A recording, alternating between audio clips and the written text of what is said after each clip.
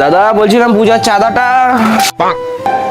শালা কেমন রে, আজকে আসতে বললো চাঁদাটা নিতে, তালা মেরে গায়েব হয়ে গেছে গা। চুপ চুপ, একদম কথা বল, চুপ। তুমি বলছিলে আজকে ঘুরতে নিয়ে যাবা, এখন আমাকে দরজা বন্ধ করে ঘরে বসা রাখছো। আরে চুপ চুপ না, দাঁড়া, ওরা চলে যাক, দাঁড়া। না চলো ঘুরতে চলো, তুমি বলছিলে নিয়ে যাবা, চলো নিয়ে ঘুরতে। কিন্তু তার আগে বাংলাদেশি হলে সাবস্ক্রাইব করো, ইন্ডিয়ান হলে লাইক করো। আমি বাংলাদেশি তাই আমি সাবস্ক্রাইব করলাম, আর তুমি তোমার দেশের পতাকাটি কমেন্ট বক্সে দিয়ে দিও। দাঁড়া, ঘর থেকে একটা আওয়াজ পাইলাম রে। দাদা আমি জানি ভিতরে আছো তুমি, বলো। তো যা, ওদের বলে দে, যা যে দাদু মারা গেছে, এবার টাকা দিতে পারবো না, যা। হ্যাঁ বলে দিচ্ছি।